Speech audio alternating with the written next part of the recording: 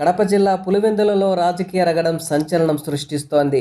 మంత్రి లోకేష్ రాజీనామా డిమాండ్తో వైసీపీ చేపట్టిన ఆందోళన కార్యక్రమాలకు విద్యార్థులను తరలించడంపై టీడీపీ నేత బీటెక్ రవి ఆగ్రహించారు.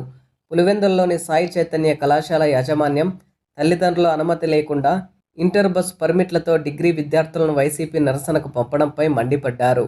విద్యార్థుల జీవితాలతో రాజకీయాలు చేయవద్దని హెచ్చరించారు.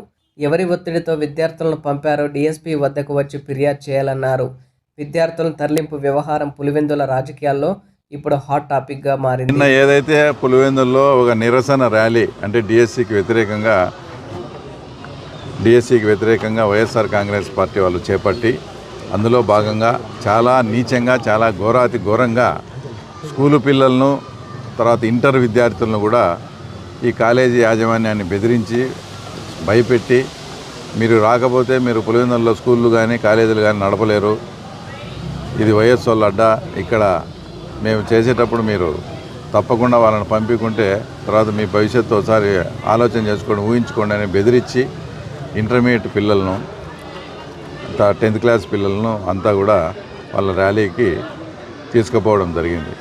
మీరు ఒకటి గమనించండి, ఎక్కడైనా స్కూల్ పిల్లలను కానీ ఇంటర్ విద్యార్థులను కానీ ఏదన్నా కార్గిల్ యుద్ధం జరిగినప్పుడు జాతీయ సమైక్యతకు సంబంధించినప్పుడు కానీ లేదా మనం గతంలో సమైక్యాంధ్ర ఉద్యమం చేశాం అప్పుడు కానీ లేదా స్టీల్ ప్లాంట్ కోసం మేము హంగర్ స్ట్రైక్ చేశాం, ఆమరణ నిరాహార దీక్ష, అప్పుడు కానీ చుట్టుపక్కల పిల్లలు స్కూల్ పిల్లలు సంఘీభావంగా మా ప్రాంతానికి ఇది వస్తే మేలు, మనం జాతీయ భావం ఉండాలా, సమైక్యాంధ్ర ఆంధ్ర రాష్ట్రం విడిపోతే ఇబ్బంది ఇలాంటి వాటికి స్వచ్ఛందంగా స్కూల్ యాజమాన్యం పిల్లలను పంపించి వాళ్ళతో ర్యాలీలు చేయించడం జరుగుతుంది.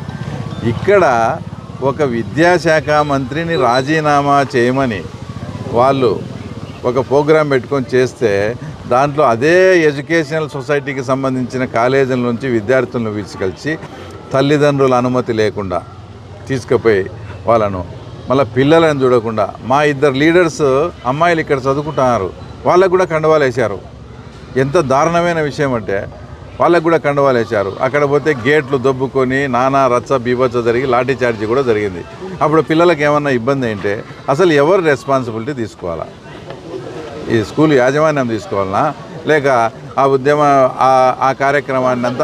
ఆ కార్యక్రమాన్ని లీడ్ చేసే అవినాష్ రెడ్డి గారు ఎంపీ గారు తీసుకోవాలన్నా? ఇది ఎంత దారుణమైన విషయం. అసలు ఈ బెదిరింపులు అనేటివి ఏ స్థాయికి చేరాయంటే మా క్యాబినెట్ మంత్రి అయిన నారాయణ గారికి కూడా ఇక్కడ ఒకటి కాలేజ్ ఉంది నారాయణ, అక్కడికి పోయి గవర్నమెంట్ మీది తర్వాత మాదే వస్తుంది, మీరు అప్పుడు నడుపుకోగలరా, ఏమనుకుంటారు పులివెందులలో కాలేజీ పెట్టాలంటే అని భయపడిచ్చి ఆ ప్రిన్సిపాల్ను కూడా తర్వాత వాటిల స్టూడెంట్స్ని కూడా సంఘీభావంగా తీసుకుపోయినారంటే ఈ బెదిరింపులు ఈ బ్లాక్మెయిల్ అనేవి ఏ స్థాయిలో ఉన్నాయో ఒకసారి పులివెందుల ప్రజలు కూడా అర్థం చేసుకోవాలా. ఈ బెదిరింపులు అనేవి ప్రతిపక్షంలో ఉన్నప్పుడు మేము వాళ్ళ అధికార పక్షంలో ఉన్నప్పుడు జరిగినాయి. అవి కూడా ఎంత దారుణం అంటే ఒకసారి యనమల రామకృష్ణుడు ప్రోగ్రాం పెట్టుకుంటే ఇదే కళ్యాణ మండపం SCSR శేఖర్ రెడ్డి అని ఆయనతో ముందే మాట్లాడుకొని అడ్వాన్స్ 50,000 కట్టాం ఆ కళ్యాణ మండపంలో ప్రోగ్రాం పెట్టుకుందామని. తీరా ఆయన రేపు వచ్చేటప్పుడు ముందు రోజు వచ్చేసి నాకు బెదిరింపులు ఉన్నాయి, మీరు ఒప్పుకుంటేనే, లేదంటే నేను చాలా ఇబ్బంది పడతానని మా దగ్గరికి వచ్చి అంత మమ్మల్ని బతిమాలి ఆ ప్రోగ్రాం మేము అప్పటికప్పుడు వేరే టెంట్ వేసుకొని జరిగింది.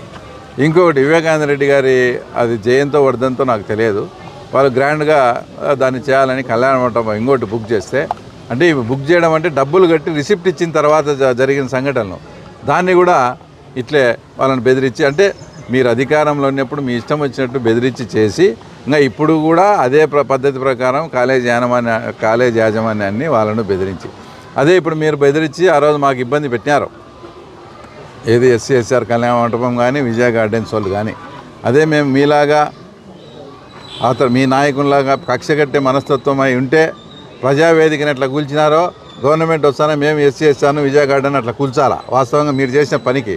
కానీ మా నాయకుడు కానీ మా పెద్దోళ్ళు కానీ మాకు అంటే అటువంటి నేర్పరించలే, మాకు క్రమశిక్షణతో వాళ్ళంటే తప్పు చేసినారు మనం ఆ పని చేయకూడదని ఏ వ్యాపార సంస్థల జోలికి కానీ పులివెందుల్లో మా ప్రోగ్రామ్స్ కూడా మేము వీళ్ళని పిలిచాం, విద్యార్థులను ఎందుకు ఇన్వాల్వ్ చేయాలా అనవసరమని. మాది ఏదైనా కార్యక్రమాలు అంటే స్కూల్ బస్సులు పెట్టామని ఎప్పుడన్నా మహా అంటే అది కూడా ఆదివారం అయితే స్కూల్ బస్సులు పెట్టండి అని అడుగుతాం, అంతకు తప్ప యాజమాన్యాల జోలికి కానీ ఇక్కడ చేసే బిజినెస్ పీపుల్కి కానీ చేయకుండా మళ్ళీ వాళ్ళు ఎవరు ఆ కళ్యాణ మంటపాలు వాళ్ళ పార్టీ వాళ్ళే, వాళ్ళ పార్టీ వాళ్ళను కూడా వాళ్ళు ఆ రకంగా బెదిరించి బ్లాక్మెయిల్ చేసి మాకు లేకుండా చేశారు.